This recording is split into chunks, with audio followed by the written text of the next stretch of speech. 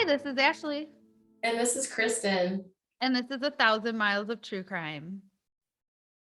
Hey, Kristen. Hey. So I got some surprises for you. What you got? So, okay, for our listeners' sake, I will say this is going to be a little confusing because this episode's going to launch in February.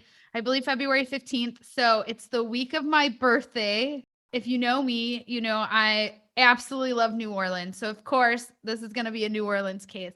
But there's a little mini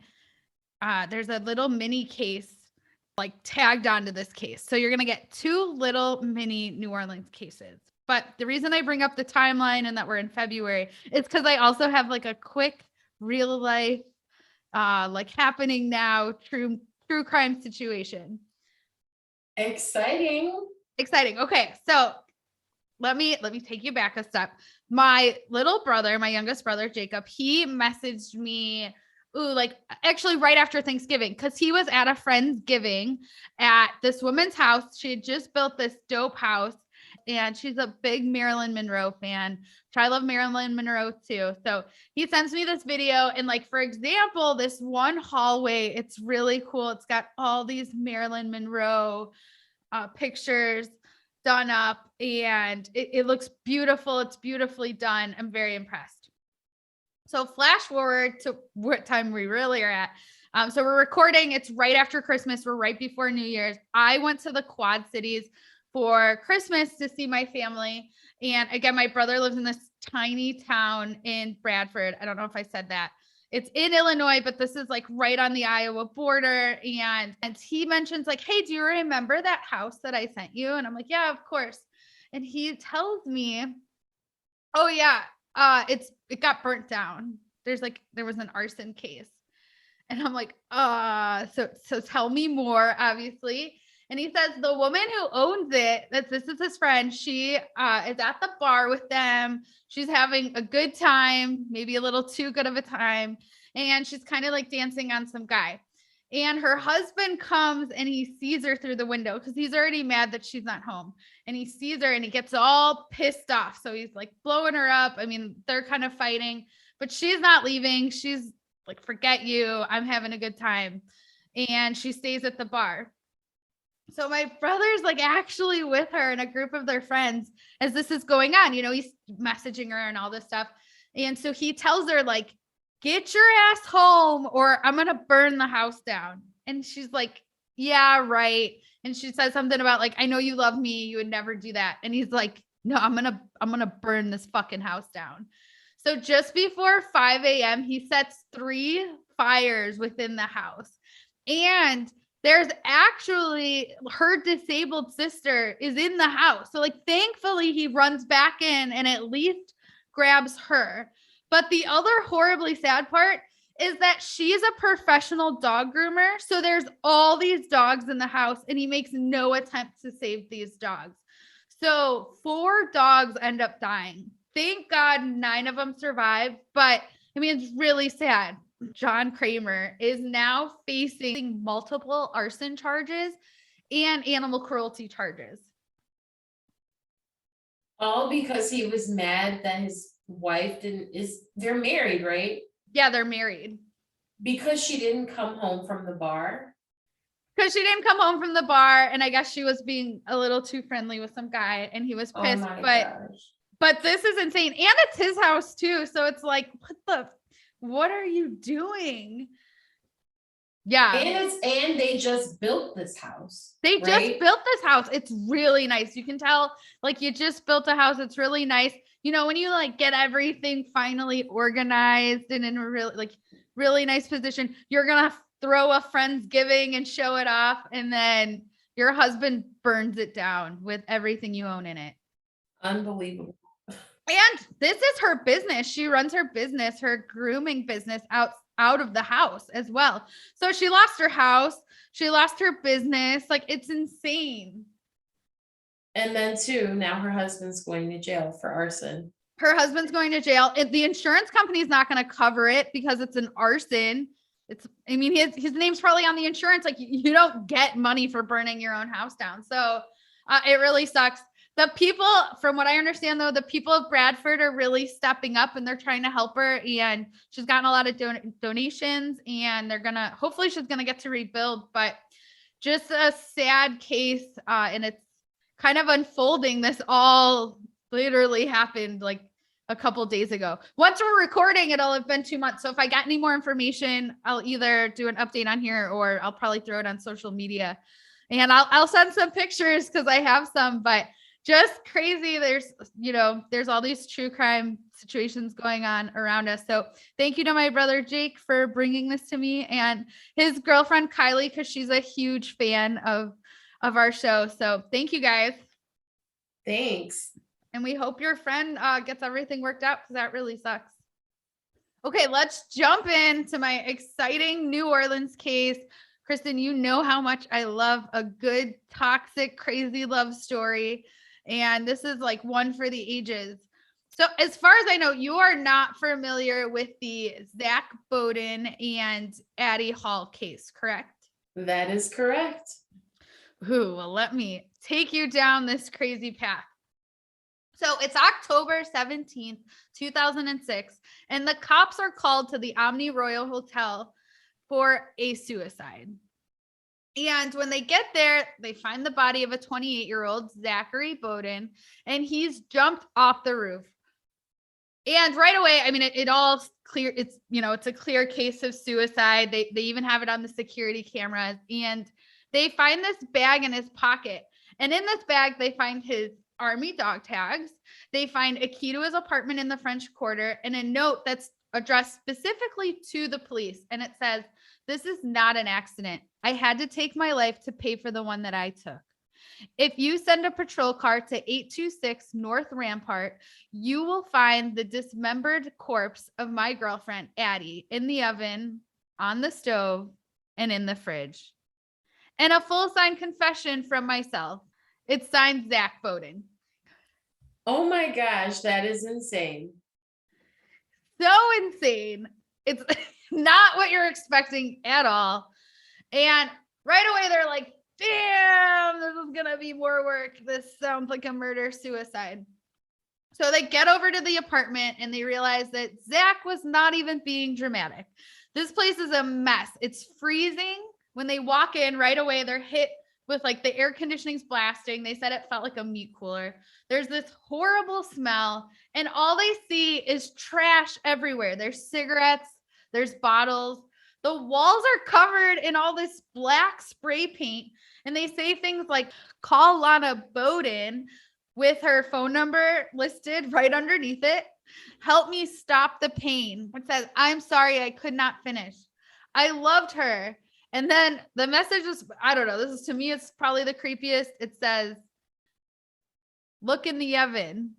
But the oven says, "Don't look." But they're detectives, so they got to do their job. They look in the oven and they find his girlfriend Addie's cooked legs and feet, and there's spices on them.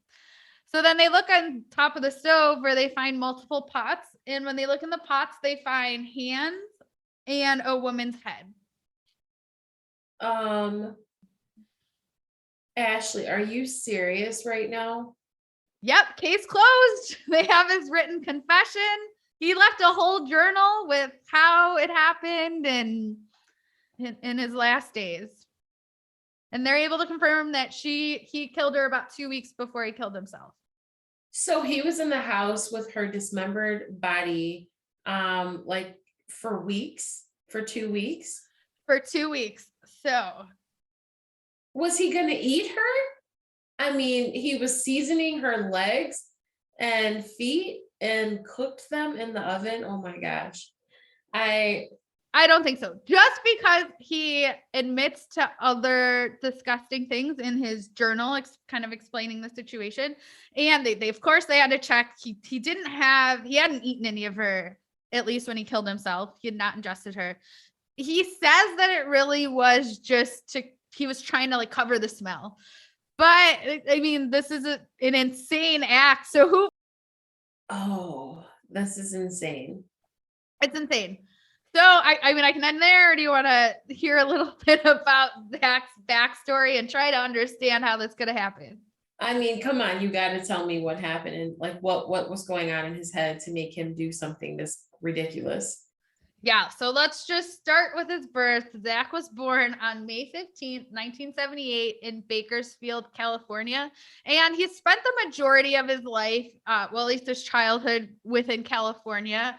And he would stay with his mom. He lived with her in Sacramento and he started high school there. And he was just one of those people who was always worried. Like he was an overthinker and he always thought he was letting people down. And so he just always had this pressure on him. He felt like he was failing everyone around him, even at a really young age. And one crazy example of this is that he messed up this speech. So he was like in the court to become homecoming king. And he kind of messed up his speech. And, you know, for various reasons, he ended up not becoming homecoming king. And he couldn't get over this. Like he felt really bad. He felt like he let all of his friends down and himself down because he had messed up this speech. And it was one of those like, my life is over because I didn't become homecoming king situations. And it actually like was causing him to be depressed. He was like spiraling into this state of depression. And at least he was mature enough to say, hey, I need to do something. I need a change. I can't be like this. And he decides that he's going to go live with his dad. And him and his dad sort of do this road trip to decide where they're going to live. And then they land on New Orleans and decide that this is the perfect place for them. And eventually he would finish school there. But can I just say, like, this is my dream? Are you serious? I wish my dad would have like scooped me up in high school and taken me to live in New Orleans. I know how much you love New Orleans. So yeah, I can see that being a dream. He finishes school and starts working on Bourbon Street. And what he's doing, he's a bartender on Bourbon Street. He was actually one of those guys who would hand out to-go cups. So you can order like daiquiris to go. And this bar would stick him in this window. And he was this big, tall, attractive guy. And they would just sort of like put him on display. It was really loud. And they would have him selling all these daiquiris and to-go drinks. So one night he's out there, he's bartending, and this 28-year-old Lana Shupak walks up, or she sees him. Quick disclaimer, I think Lana's awesome. So this is probably going to be my favorite character in the story. So I'll try not to focus on her and make her sound too cool, but she's there. She's on vacation with her friend from Texas. She's actually a stripper. She's a very good stripper. She would make like $2,000 a night. And she started doing this at a really young age and just realized that, hey, I can go places with this. So she was working like clubs. She was working clubs all over the US. So she was traveling the US at least, and, you know, and making $2,000 a night. So she was kind of like, hey, I'm in this situation and I'm going to absolutely make the best of it. So she's enjoying this vacation in New Orleans, and her and her friend noticed this guy. And like I said, he's tall. Zack is 6'10", and Lana was like, damn, I want to climb him. Not an exact quote, but I'm pretty sure that's what she was thinking. But her friend actually claims him. She's like, hey, I see that guy, like dibs. He's looking good. But they go talk to him, and he's aggressively pursuing Lana. He's like, hey, girl, hey. And they hit it off. Her vacation's over. She goes back to Texas, and he's like, no, like, you had such a good time in New Orleans. What are you doing? Like, you could strip here. Just come here.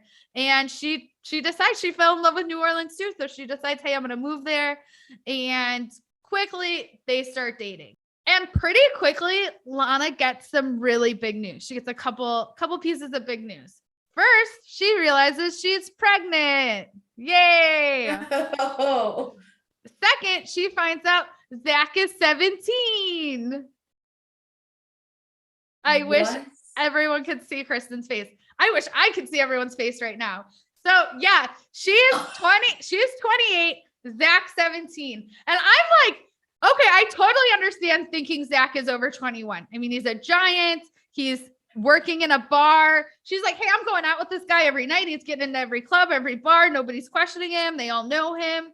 But also, you moved to New Orleans and you never once had the conversation. How old are you? Like, did you have his last name? I don't know. But yeah, so she's like, oh shit. Like, honestly, like, she's like, I can't do this. I can't have a kid. Like, I'm already in love with this kid. I'm 28. I'm having this kid. I'm just not going to do it with this child, like the 17-year-old. And she's telling him that, like, no, you're a baby. I'm not doing this to you. You're like, congratulations, you're free. And Zach's like, slow down. Like, no way. And I mean, he's probably pretty mature for her. I mean, either she's really immature or he's pretty mature for her not to be like, so are you 17? And Zach, he really embraced the situation. He was excited to be a father. He loved Lana and he proposed to her. So they got married and they got married in Jackson Square. There are a lot of tourists there. So like at their wedding, there's a bunch of tourists like cheering them on and congratulating them. And it's like getting mixed up in the group of their actual friends, but they love this. To them, this was like their dream New Orleans wedding. And they were so happy. And I actually saw this clip of Zach's mom talking about the wedding and the whole situation. And she looks so disappointed. Like she kept saying things like, this isn't what Zach wanted. He wanted to be an English teacher. And you could just see all of her dreams. Like, you know, like here she sends her son off to live with his dad. And he calls her back a year later and is like, I fell in love with an exotic dancer and she's pregnant and we're getting married. Oh, and she's 28. Yeah. Oh, yeah. And she's 28. And I'm just going to keep working on Bourbon Street and serving drinks to tourists. Like, she's heartbroken. But right after the wedding, Lana realizes, oh, I'm pregnant with my second kid now. So they're quickly thrown into all of this. But Zach's determined to take care of his family. And obviously, in his current situation, he can't really do that. So he decides to enlist in the army. And this is supposed to kind of be an easy-ish 4 years to get them started, kind of boost them to their next point. And the US isn't in the war, so it's not that big of a deal. It's going to be a cool experience. So they move to a military base in Germany. And this is great for them. It's a future. It's more secure. They have some money coming in. But Zach, because Zach is a child, is bragging to all of his buddies that Lana was a stripper. And he's showing off pictures of his exotic dancer wife and all of her friends topless. And the guys love him. He's a hero. And the wives hate her. Like she is, kind of ambushed. She's stuck in Germany. She's not with her friends and family. And now she, you know how catty women are. Lana is Lana and she makes the best of it. And she's enjoying Germany. She's taking her kids on road trips. They're seeing all of Europe. And eventually things do calm down and people realize like, hey, Zach's really cool. And his wife is awesome too. So they're fitting in and life's moving on. It's going pretty good for them. And then 9/11 happens in the US. And obviously this changes everything because they have to go to war and he gets deployed to the Middle East. Zach did multiple tours and he rised in ranks to a sergeant. So he was doing good and he is trying to adjust, but he's really having a traumatic experience and this is going to impact the rest of his life. So all of this crazy stuff's going on. One specific incident that really haunts him is that he befriends this little Iraqi girl and gives her some candy and stuff. And he found out a couple days later that the girl was killed as a punishment for interacting with Americans. So he had, just so immense survivor's guilt and his mental health is only getting worse. So he gets close with this girl in his unit. They deployed together and her truck gets bombed and she's only 19. She's killed and two other guys from his unit lose their legs in the bombing. So, I mean, there's just a lot going on. So he got close with another boy.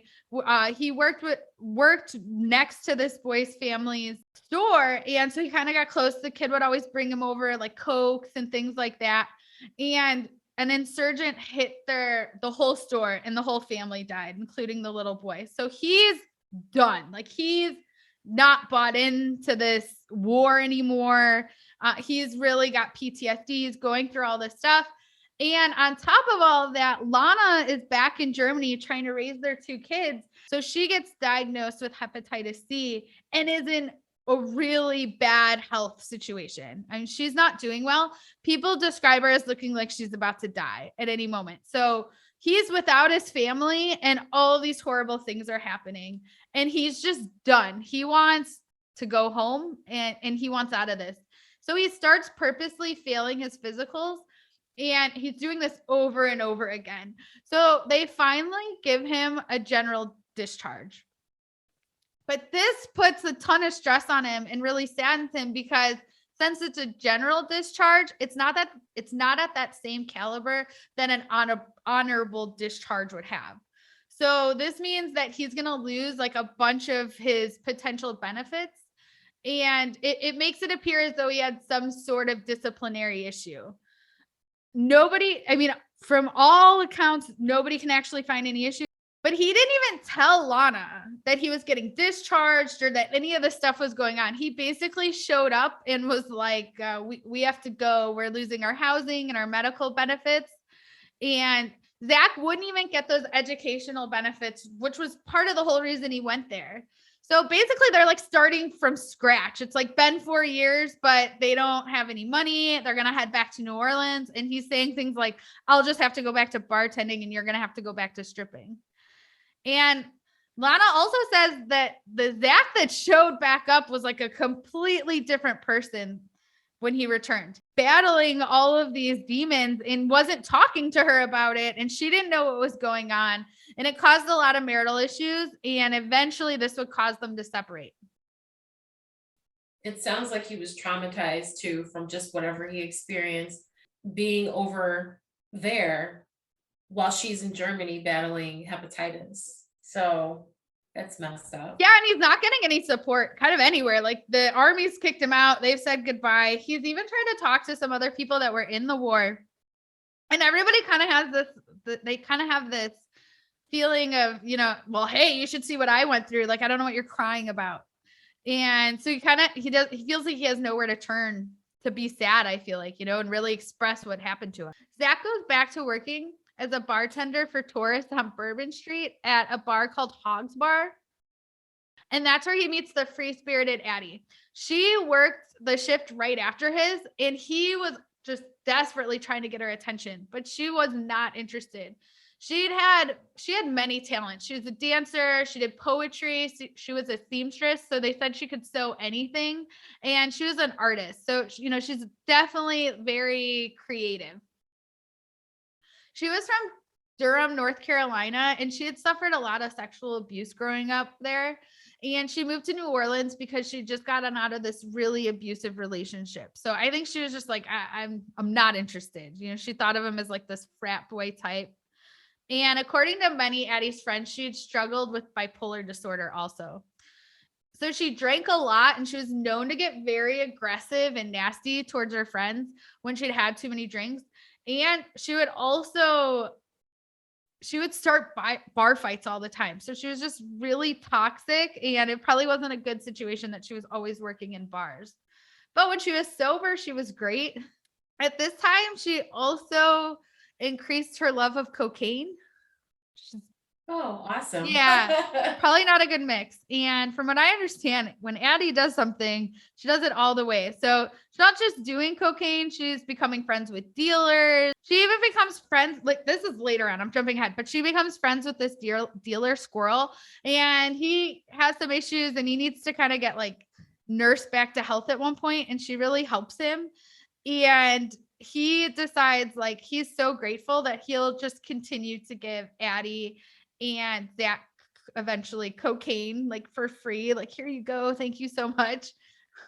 Which sometimes is like the worst thing you could be doing for your friend that desperately should not be doing all these drugs. But she's having a great time. And at this point, she's blowing through roommates too. Like, no one will continue to live with her. But Zack's still pursuing her, and all these girls are after Zack. Like, he's just got this charisma. So they're all after him, and he's just got just got eyes for Addie. He can't stop thinking about her. And so what he does is he starts just staying late after all of his shifts. He just stays and he sits through her shift too and drinks with her and talks to her. And eventually she's just like, okay, let's go for it. Like, I do like you. Do you want, and they start dating. So they're both enjoying this party, nightlife lifestyle. They're drinking a lot. They're doing drugs. They're living it up if that's your thing. And they're starting to fall in love. And then all over, you're hearing that Hurricane Katrina is about to hit. And Lana calls Zack and she's begging him to evacuate with her and the kids. She's like, don't be stupid. Don't be a child. We need to leave. And he refuses.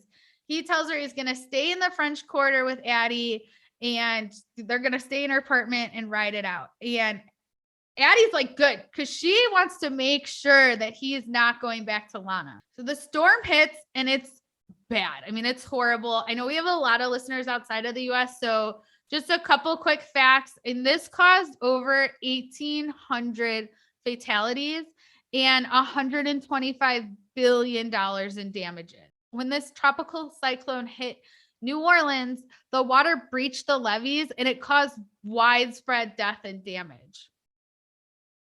And if you guys do want to hear more about Katrina, I highly recommend a podcast called Floodlines. It's all about the before, during, and after, and it really looks at like what the city went through. It's not true crime.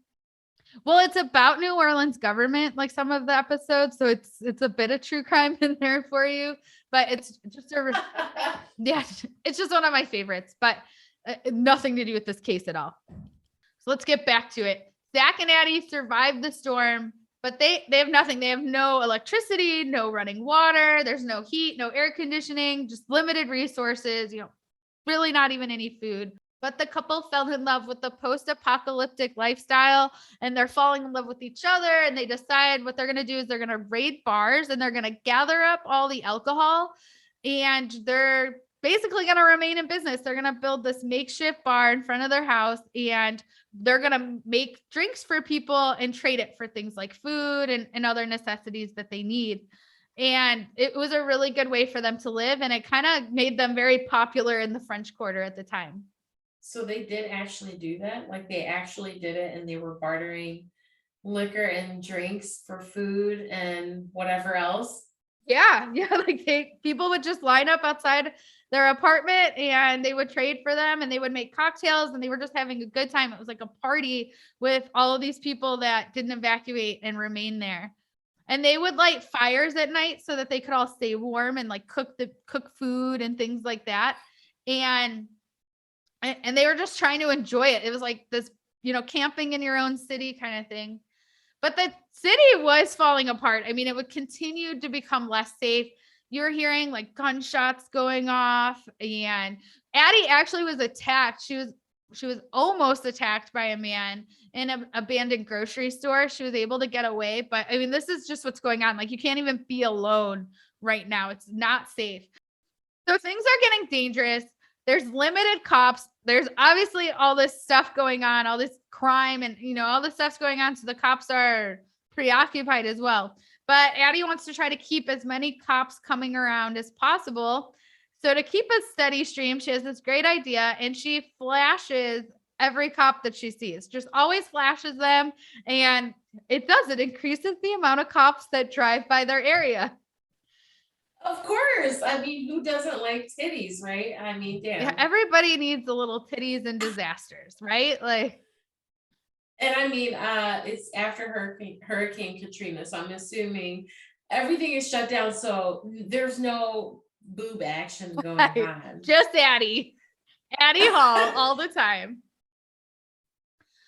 So Zack and Addie were such a big presence, and they really were becoming popular. So they ended up actually making it into the media. They were on a couple newspapers, but they made it into New York Times even. And they were described as the king and queen of the Hurricane Katrina survivalists. They were on a major high. And I'm not talking about their drug use. I mean, they were like, we are the kings of this place.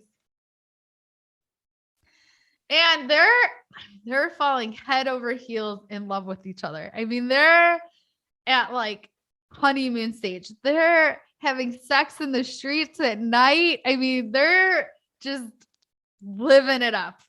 And this is always one of my favorite quotes when I heard about this case and about, the horrible things going on after Katrina. But people were saying it was the first time you could see stars in the French Quarter because there's no electricity, there's no lights. So they're just out there under the stars and it's magical. And they have no interest in returning to normal life. Like this is it. Like this is how they want things to continue. And they refuse to evacuate. I mean, there was mandates at this point and they still weren't leaving. They were saying like, this is our right. So people do eventually start returning to the city and they have this attitude like, how dare you return to my city now? Like after you ran from the hurricane and tried to make yourself safe. Like somehow they felt like they were lesser and that, if you stuck around, you were a real New Orleanian, even though they weren't even from New Orleans. But they didn't want to go back to paying rent and they didn't want to go back to work and they didn't want to go back to being a parent. And they didn't want to deal with Lana. Like, I don't want to deal with my ex-wife. Like none of that. They were avoiding it. So things are starting to get crazy because besides all this partying, Addie's not getting her lithium, which is not a drug you want to mess around with. So she's not getting her bipolar medication. She's living in these crazy times. And then you have Zack, who is also having issues because he has PTSD and the army's coming in to the city to try to get order and to try to, rebuild things like that. So he's getting all of these flashbacks. So they're really starting to get into a horrible place.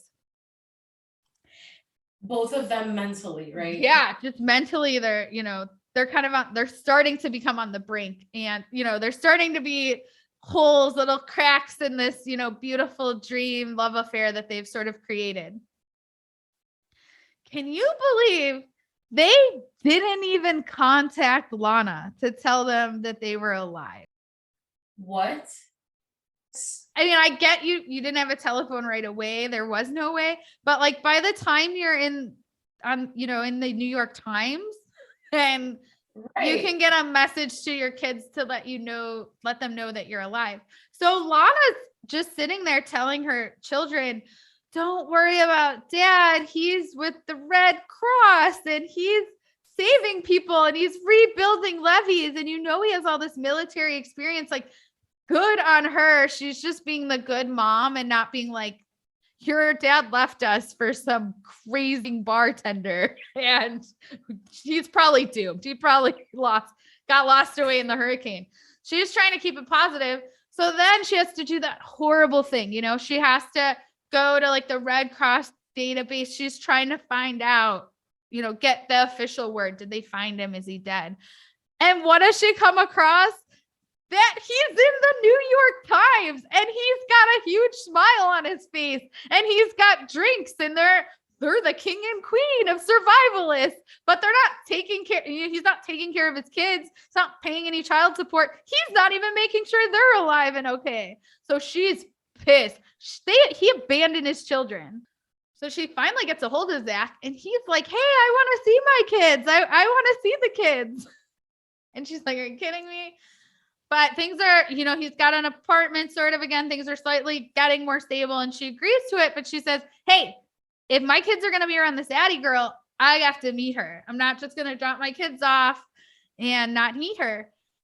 And Addie says, no way. I'm not meeting your wife. And this is actually his wife. It's not his ex yet still. I mean, they're separated. They're in the process. But yeah, she's like mad that like, how dare you think I'm going to meet you? What? I mean, I'm thinking in the sense of a parent. And if we're not together and my kids are gonna be around you and your significant other, of course, I'm gonna want to meet this other person. And Addie was just like, no, she was not on board with it. Not on board at all. Why? I can't explain it. And I think she just wanted nothing to do with it. Like she thought that somehow she could make it so that Zack didn't have an ex-wife with 2 kids. I don't know. And it's Addie's apartment. So it's like, wait, you want me to drop my kids off at your apartment, but I can't meet you? Yeah, I have a big problem with that too. Yeah. And Zack's like, come on, Addie. Can we act normal for a couple minutes? You just have to meet Lana. She's not here to, get back with me. I want to see my kids. So finally, Addie agrees, but then Lana comes and Addie doesn't say a word to her. Awkward. Just awkward as can be. And Lana's finally like, fine, Zack, I'm going to trust you to take care of my kids. Basically, she's like, but she's crazy. Good luck. And yeah, Lana leaves. And then Addie won't talk to the kids. Like she said, she wanted to step up and almost play this stepmom role. But then as soon as the kids were around, she had zero interest in doing it. She wouldn't even talk to them if she was there. She wouldn't interact with them at all. She would act like they weren't there. Like she didn't see them. And typically she would just book and go out drinking all night and not come home till the kids were passed out anyways. And then she would sleep all day, which you think would be enough, but it wasn't enough for Addie. And she eventually tells Zack, I don't want the kids in my apartment. The weekends you have the kids, you can get a hotel room and you can stay at the hotel with the kids. Oh, she's a real prize, huh? Exactly. Wow. Exactly. Those should have been major red flags for Zack. Addie's crazy and she doesn't want to be around your kids. It would be time to just move on to the next one. I'm sorry. Well, exactly. You're a package deal. I mean, right? Like if you don't want my kids, you can't have me. Like it would just seem very obvious to me. Like this isn't going to work. The fairy tale's over. Like I'm a dad. Sorry. Right. Reality is now setting in. I have to go back to my responsibilities. Right. And I think it would be slightly different if they really were having this dream relationship. But at this point, even all their friends are saying the couple are just arguing constantly. When they're arguing when they're together, when they're not together, they're just talking crap about each other and complaining about each other. And their fights are so explosive that they're starting to get physical. So they actually don't remember hitting each other, but they would get blackout drunk and they would wake up and there would be bruises all over them. Addie had bruises on her face. So this is not a good situation. This is several levels of abuse. And they're in this constant cycle of breaking up and getting back together and get out of my apartment. And I never want to see you again. And it was just a joke. Zack's friends were making jokes like, you need to just get a van because we keep having to move your stuff back and forth and it's annoying, but they're going to give it one more shot. Oh, I'm scared. I'm so scared. Because every crazy love story just needs one more shot. One.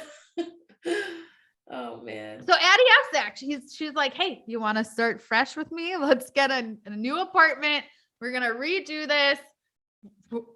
We're going to start over. So they get an apartment on 826 North Rampart, and Zack paid for the first 2 months, for first and last month's rent.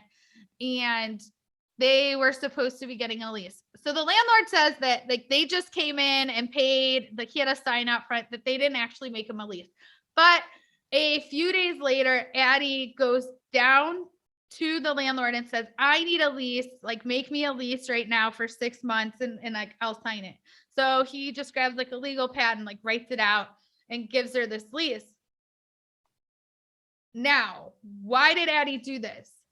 Because Addie found out that because the relationship was not going so well, or whatever the reasons are that people cheat, that Zack had started to cheat on her with a man. Ooh, okay. Yes. And she is not taking this well.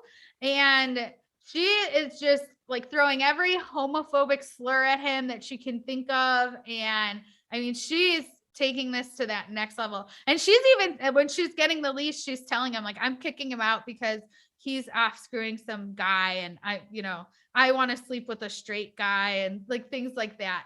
And it's just horrible. And I really wish he had just stayed with this awesome real estate agent, because I wouldn't even be telling this story right now. Like everyone probably would have ended up happy, but he keeps going back to Addie. He's trying to make it up. And she's doing all this crazy stuff. Like she gets a hold of his phone one day and she's calling every girl on his phone and saying like, I would get tested if I were you because Zack has AIDS.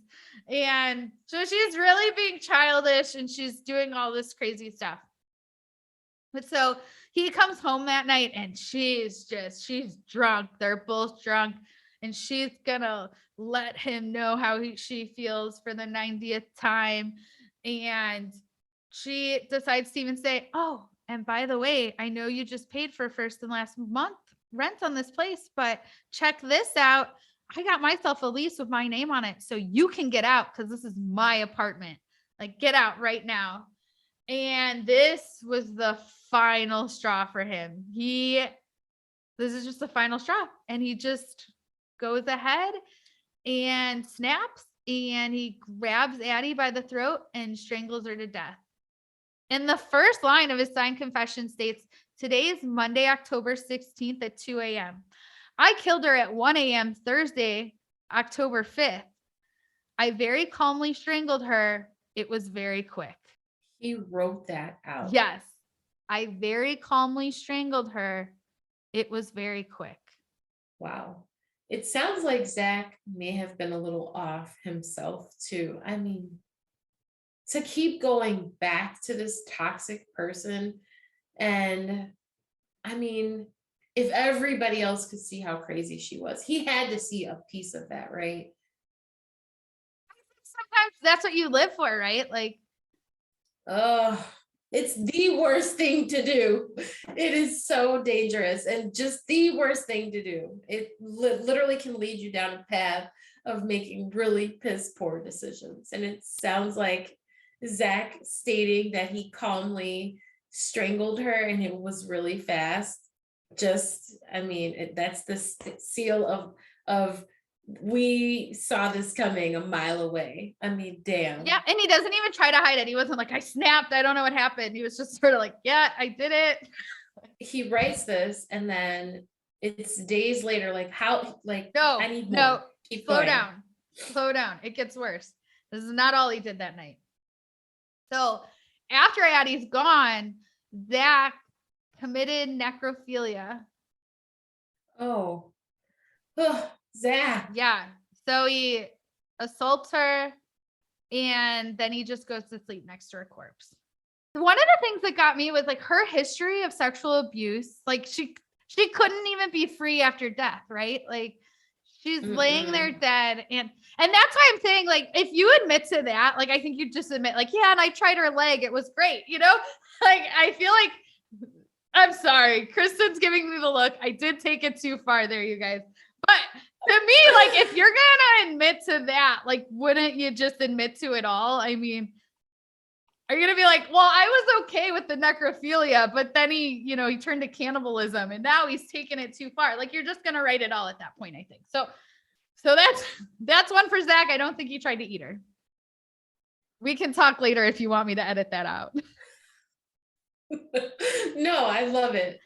So he wakes up the next day and just goes to work like it's just a normal day. And people saw him. They said he was happy. He seemed happier than he had in a long time. You know, the whole day is like, I need to do something with that body. It's like making a checklist. Like, you know, you're mentally going through it. You're like, how do I get it out of the building? So, but then still you're there with it. Like you're coming home to it day after day. Like, what are you like? Oh, well, he goes ahead, he puts her in the tub and then he starts cutting her up with the saw. And that's when he puts her head in the oven, or he puts her head in the pot and he's trying to boil it. And then he just decides, it's been a rough day. I'm just going to get drunk. I'll just fill the water back up in the tub. Maybe that'll help with the smell. And now I'm way too drunk. I'm just going to go pass out. And he thinks like, this isn't a big deal, you know, because I have the weekend off. I was supposed to have my kids. I'm going to cancel because I have big plans now. I got to get rid of Addie. You know, this is what it's going to take up his weekend. But he's lazy and he loves drugs. So he just spends the whole weekend at bars with ladies and cocaine and he's just enjoying it all. And then he realizes, oh, damn, it's Sunday and it's starting to smell. And that body's still here. Addie's still here. Like, oh, the chore list, it just keeps going this week. So he decides, okay, I actually have to finish this project I started. And he continues to cut her up. And he keeps cooking her. He's like, oh, let me try the legs in the oven. And it's just disgusting. He's just trying everything he can, but he's so lazy at this point. He's not even finishing this. And he wrote, this is what he writes.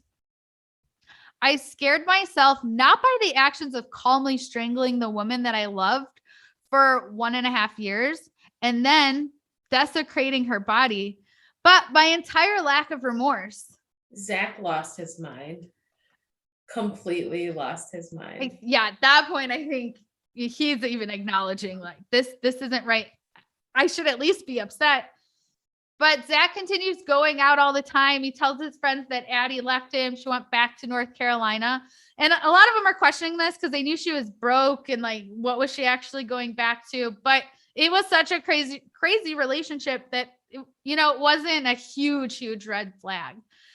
So he's decided that he is going to take everything to the next level. Like he's going to blow his last $1,500. He's going to party harder than he's ever partied. He's going to do more drugs than he's ever done. He's just going to quit his job. He's going to blow this last $1,500 and then he'll kill himself.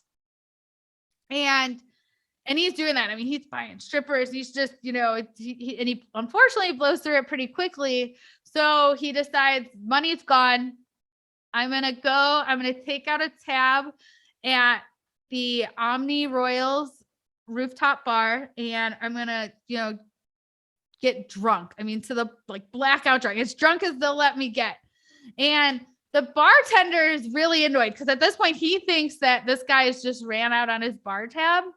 And so the staff's out looking for him. And then bam, they realize, no, that guy just jumped off the roof. And the other weird thing is when the cops got there and they're examining the body, they realized that he has 28 self-inflicted wounds. They kind of look like bruises, but they think what he did was he took a cigarette and he burned himself 28 times. And he wrote in his journal that that was for like every year that he had disappointed, and been a failure basically. So he's 28 years old. He's been a failure for 28 years. So one for each year he was alive and a failure. Oh man.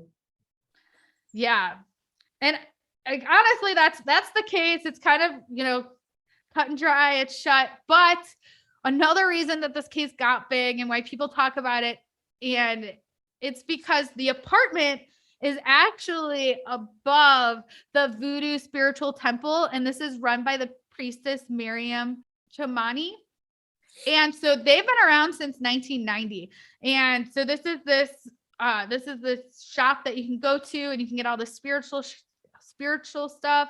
And they do like African magic, all those kind of things. You can go get a reading while you're there. And it's always been running this way, but there was an apartment above it. And there's been reports and accounts even before this happened of tenants who've been there and said, like, there's something wrong with that apartment.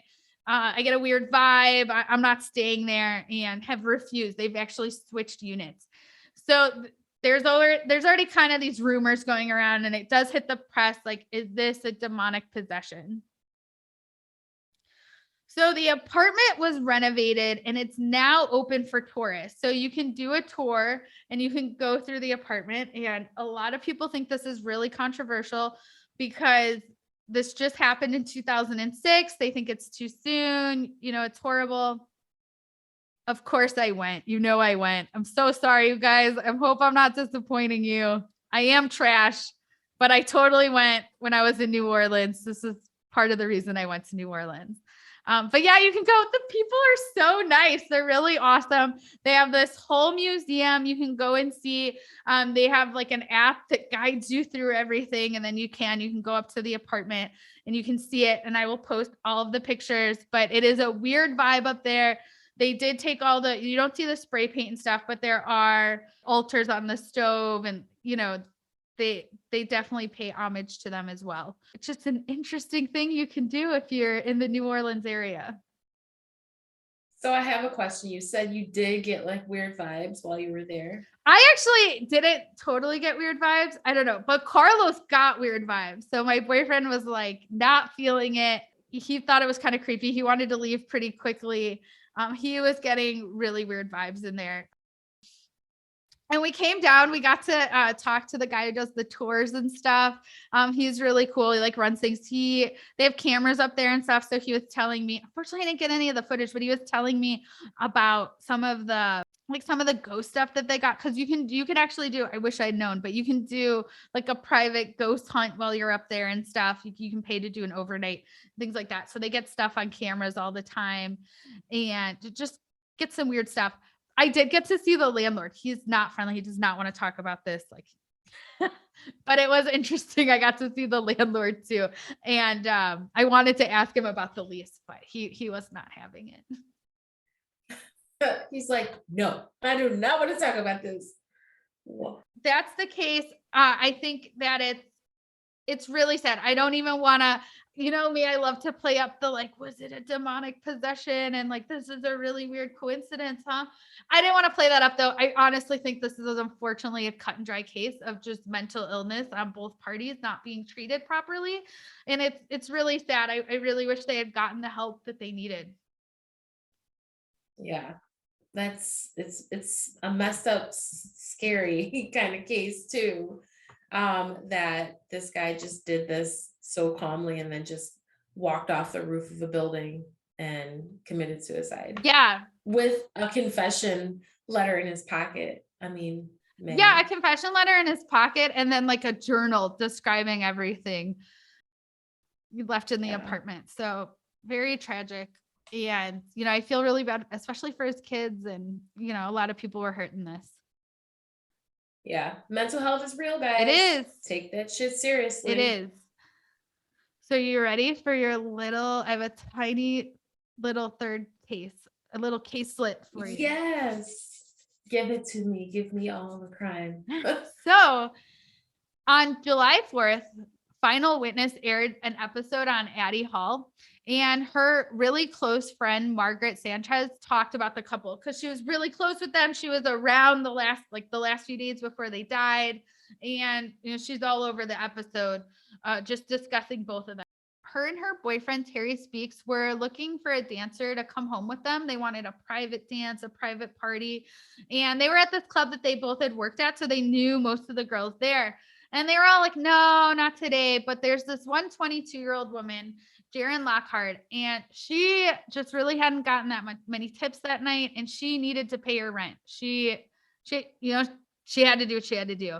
So she decides like, hey, I'm in, guys. And she goes back with Margaret and Terry, and they murder and dismember Jaren. Almost like exactly the same way Addie and Zack, like just like the same way. They like dismembered them, and nobody could really understand why this happened. And they just seemed to be completely normal. And then this occurred. So a lot of questions started about, you know, was this all sort of like part of some big human sacrifice? You know, again, is there some sort of demonic possession? Were they involved originally? Did they close the case too soon and just, assume it really was Zack? In the end, they don't believe any of that. The cops really do believe that for whatever reason, their friend Margaret and Terry just decided to go ahead and kill this poor innocent girl, and murdered her, dismembered her, and threw her in a river. But crazy, right? Like such close friends. How many dismemberments can you have in one friend group, right? Jeez. Yeah. Oh, Ashlee. Ooh. So I hope you guys enjoyed all three cases, but especially the Addie Hall case. Thanks for listening, guys. Yes, thanks for listening, and please tell a friend. And if you haven't already, please subscribe and rate us. We love doing this for you guys.